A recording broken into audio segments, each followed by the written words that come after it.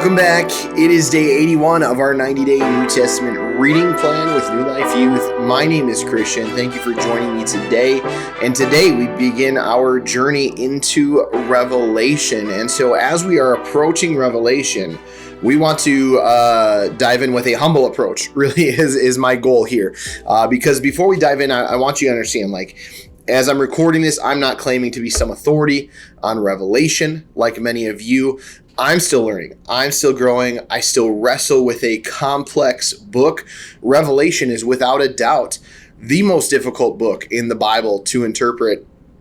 It is filled with prophetic visions. There is this apocalyptic imagery. There are symbols and metaphors that have sparked centuries of debate. I was even talking with someone the other day, and they kind of acted a little bit like that. I get it. I understand Revelation. I kind of got to figure it out. And so I jokingly, in a sense, invited them to come and help me make these videos instead. And they got pretty sheepish pretty quickly. So just goes to show that it's a tough book, and it's one that's tough to give commentary on because there's so much debate about it. So as we are reading through this, just encourage you to stay humble, ask the Holy Spirit for discernment, be okay with not having all the answers and saying, I don't really understand what I'm reading at times. There is room to wrestle with the text, and God is going to give us insight as we seek Him. And so this is not even necessarily a deep dive, but this is a starting point for us. Obviously, these videos are going to be shorter. We're just going through our reading plan. And these videos are not so much an in-depth study of Revelation. There's going to be more to unpack.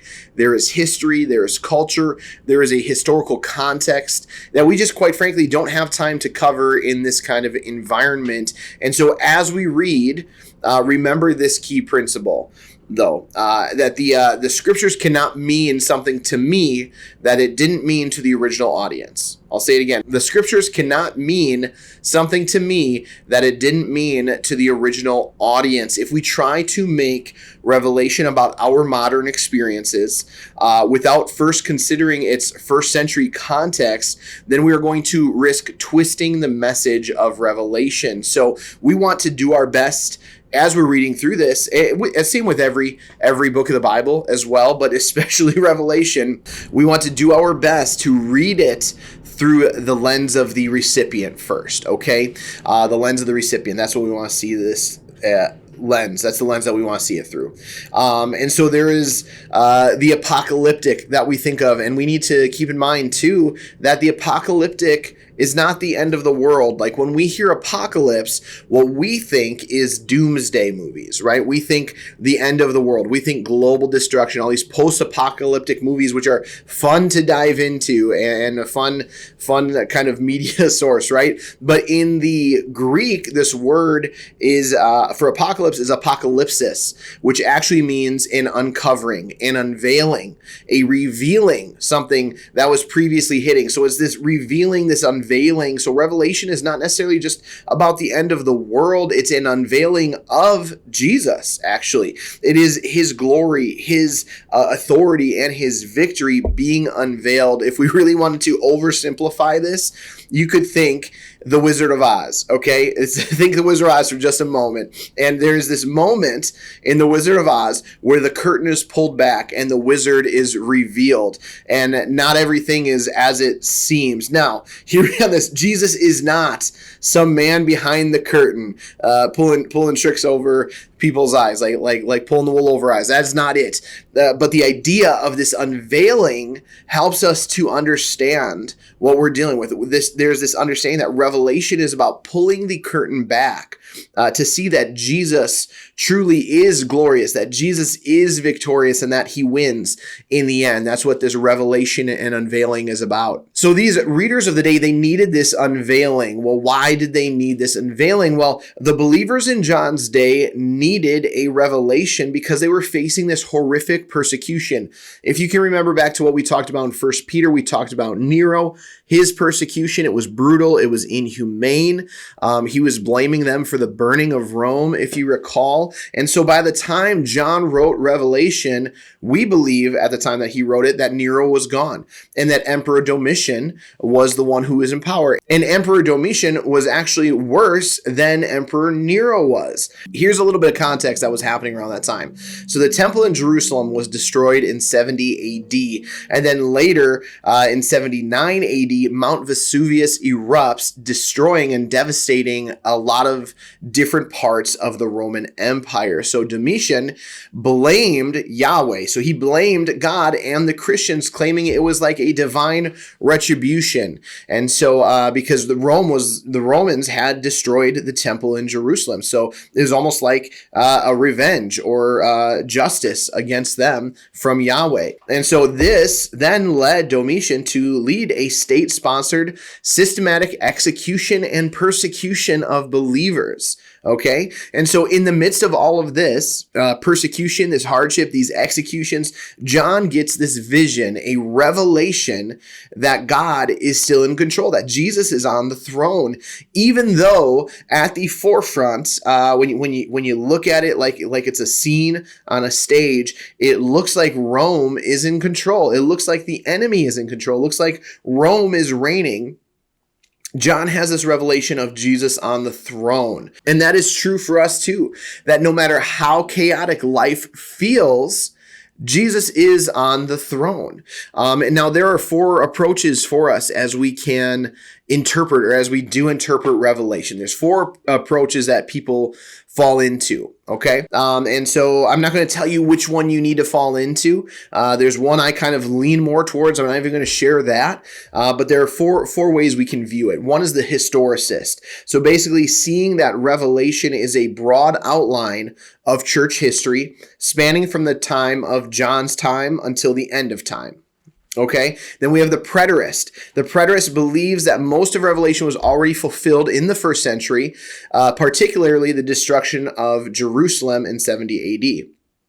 We have the futurist, who views that most of Revelation is still yet to come, and the future end times scenario. So they're interpreting everything from Revelation as this is still out in the future at some point.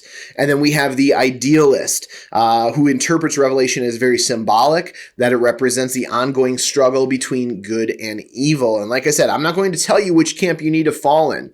There's a lot of debate over all of these different scenarios and perspectives. My goal here is really to help us see the big picture. And the big picture of Revelation is that Jesus wins in the end.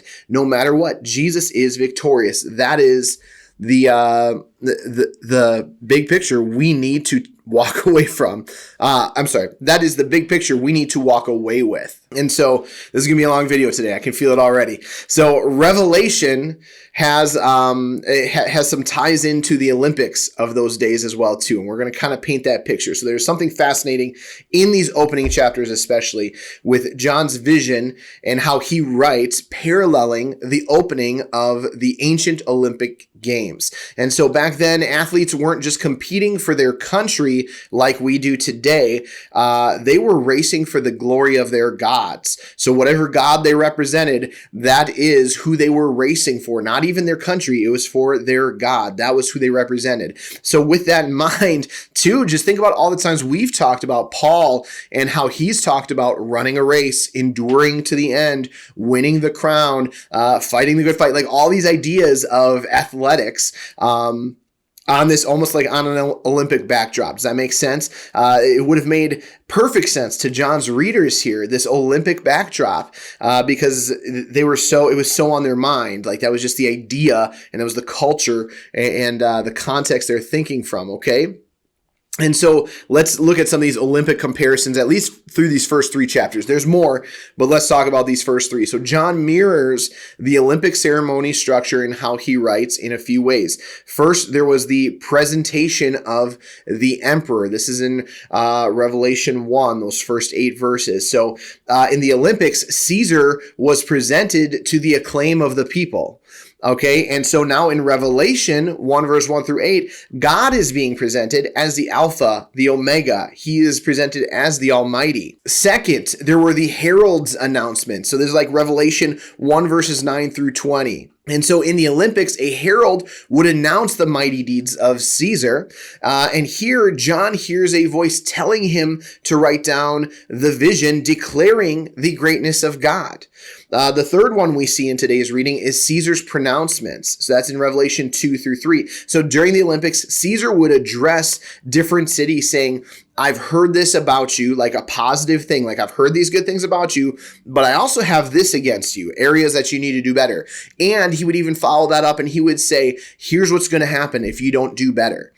In Revelation 2-3, we actually see that to these churches as well, that Jesus is addressing the seven churches in very much the same way. He's saying, I see these good things that you've done. Here they are, but also here's the areas where you're not doing so hot kind of idea. And so as they are reading this and hearing this letter, they're saying, oh, this is a race. This is a competition. This is like very much like the Olympics. They're seeing it through that lens. So John's audience would have recognized this Olympic connection. To them, the question was clear, like who is going to win? That is the question. Who is going to win? Is it the enemy who seems to have the upper hand, or is it Jesus? So even though Rome looked powerful, even though Satan seemed to have the upper hand, even though Domitian, I don't know if I'm saying it right or not, I should have checked that before this.